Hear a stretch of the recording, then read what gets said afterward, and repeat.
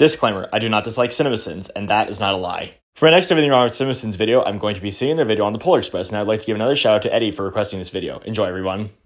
The first 5 seconds of this movie are black screen. But also, this movie got 3 studio logos in and out inside of 19 seconds. That gives me locomotive to remove a sin. But there were movies you sin before this one that had logo links that were shorter, so I can't say I agree with the sin removal here.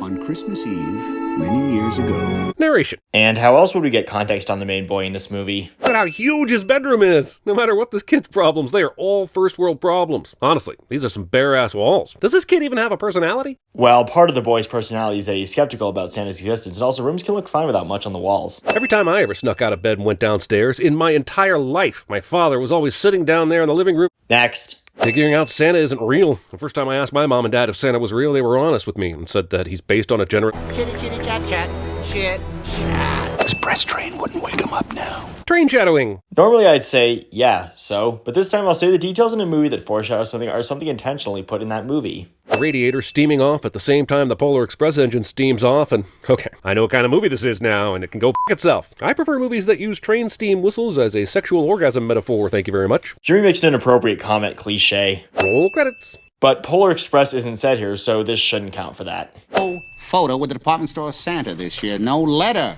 to Santa. Making Christmas about works instead of faith. Well, the conductor's listing those as ways in which the boy hasn't shown much belief in Santa. There are no seatbelts on the Polar Express. And that might be because trains don't have seatbelts like Blagus and High Road Media said. Of course. It's a magic train. A fact that will not keep me from sinning the hell out of it when it does nonsensical stuff. And if I see one butt magic in the comments, I'm launching some of my own butt magic directly your way. Well, this is a fantasy movie about a train that goes to the North Pole, so I feel like magic should be good enough for you, Jer. Look at all those presents. I want all of them. Greed.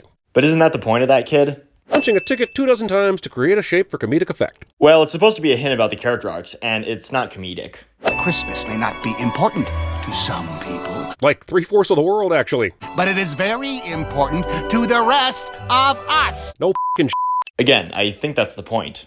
No one will be seated during the Be Our Guest portion of the CGI train movie. Well, I thought this part of the movie was pretty cool, so... The spurting of the hot chocolate all to the correct distance to fill each cup is gross, mathematically impossible, and gross. And of course you're taking this at face value despite knowing it's magic. Honestly, with this ticket floating exactly like a feather and the train in the background, I'm not sure whether I should be humming the Forrest Gump theme or the Harry Potter theme. Jimmy sins himself cliche, Oh, for crying out f***ing loud, this is a bald-faced lies eagle. pointing things out on the screen.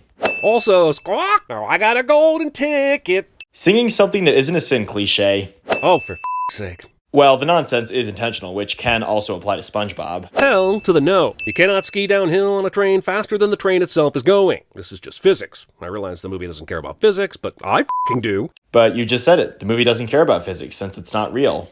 Well, that's just inefficient track design right there. It's almost like this section was designed to simulate a roller coaster instead of actually make sense. Yeah, it is as a way to be more unrealistic and provide some disbelief.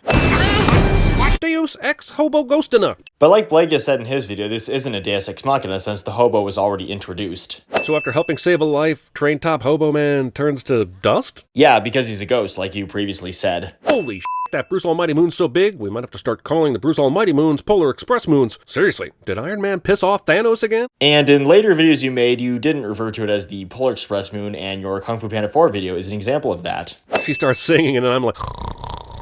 Well, that doesn't mean that others also find this boring, so I'll give out my award. Okay, I've had enough of this train growing extra cars when it wants to be more cinematic. It started with 5 or so, grew to like 20-ish when it was Dancing with Wolves, was back down to 5 when they did the downhill train slalom, and is now back up to who the hell even cares how many as they approach the North Pole. I get it's a magic train, but when the magic is being used to serve the cinematographer and not the characters, I'm still adding a sin. But you just said this is a magic train, which should nullify this sin. Sudden Hobo reappears to save the day, and I hate him so much. But him being there doesn't save them, so... Hey, boss, are we taking the pneumatic? Of course we're taking the pneumatic. It's the only way to get to the square on time. And thanks for asking, so I could answer loud enough that both the peeping kids and the audience could hear this important information. Well, yeah, since they need a way to get back to the others. I'm sorry, Mr. Elf, but if you release your chute this low from that height, you're destined to be an elf on the shelf, because you're dead and cremated and in an urn on a shelf. And here this says your instead of your, which is an interesting reversal from my Ruby Gilman video. Can a movie die? I'd like this movie to die, and suffer in the process. Well, that's just how you feel about this movie, so this will be getting my award too. Crowd surfing reindeer. Pointing things out on the screen. Just remember, the true spirit of Christmas. Skip. And without this, Santa wouldn't tell the boy that his heart is where the true spirit of Christmas comes from. Also, I do want to close my eyes. I do want to fall asleep, cause this is embarrassing, baby. And I wouldn't mind missing this thing. Singing in a video. Sigh. No human can cut holes in any kind of paper this quickly. And is that because he's not real? And here's the result, everybody. This in total is 232, and sentence will be missing the train. Thank you for watching, everybody, and Merry Christmas.